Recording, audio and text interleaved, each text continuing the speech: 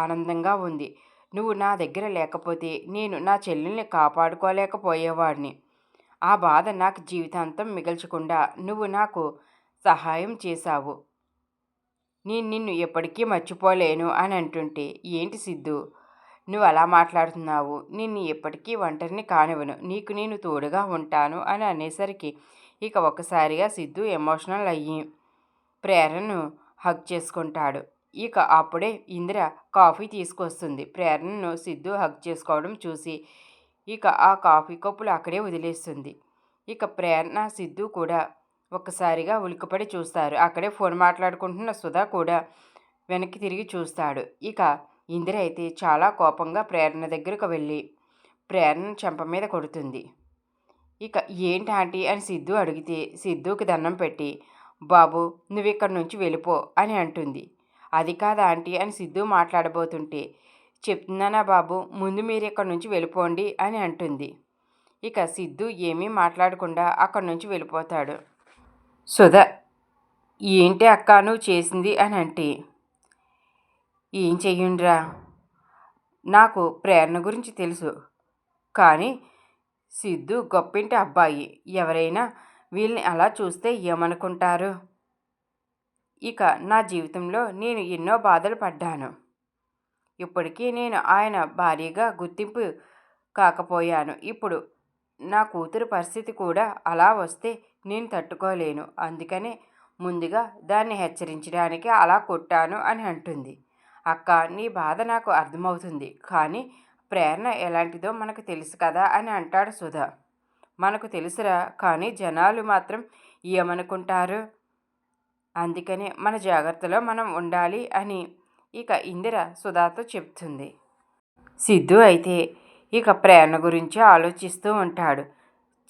నేను ప్రేరణ దగ్గరకు అనవసరంగా వెళ్ళాను. ప్రేరణతో బాగా ఎమోషనల్ అయ్యి తనను హగ్ చేసుకున్నాను. అది వాళ్ళ అమ్మగారు చూసి ప్రేరణని కొట్టారు. ఇదంతా నా వల్లనే జరిగింది. ఇప్పుడు ప్రేరణ ఎంత బాధపడుతుందో అని అనుకుంటాడు. ఒకసారి ఫోన్ చేసి మాట్లాడదామని ఫోన్ చేస్తాడు.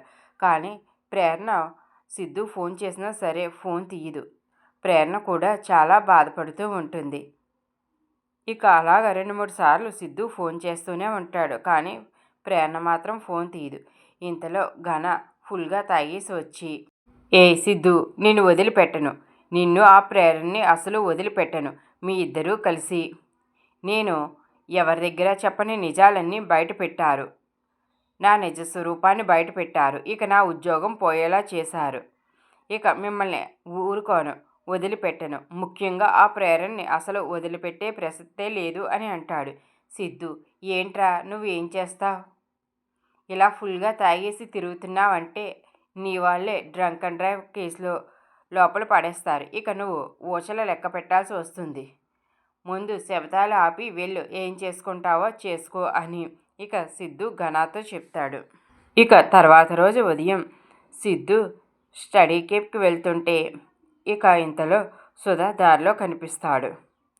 ఇక జరిగిన విషయానికి ప్రేరణకు సారీ చెప్దామని ఫోన్ చేశాను కానీ ప్రేరణ ఫోన్ తీయలేదు. నాకు చాలా బాధ కలిగింది.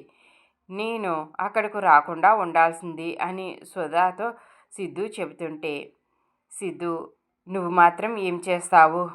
మా అక్కన్న పరిస్థితులకి మా అక్క అలాగా ప్రేరణ మీద చెయ్యి చేసుకోవాల్సి వచ్చింది. నువ్వు తప్పుగా అనుకోకు, మా అక్కను అపార్థం చేసుకోకు. ఇక మా అక్క ఉన్న పరిస్థితి అంటూ సిద్ధు నీకు అసలు విషయం తెలియదు కదా, ప్రేరణ కన్న తండ్రి ఎవరో కాదు ఘన వాళ్ళ నాన్నే.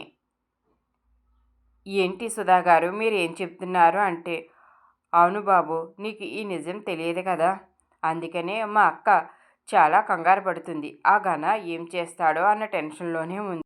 సిద్ధు ఇక మా అక్క ప్రేరణ ఐశ్వర్య ఇక్కడికి రావడానికి కారణం ఆ ఘన ఊరికి వెళ్ళి వాళ్ళని ఎంతగానో అవమానించాడు. ఇక ప్రేరణ అయితే వాళ్ళ గుర్తింపు కోసం ఇక్కడికి వచ్చి ఈ వీడియో నచ్చితే లైక్ చేయండి. Thanks for watching.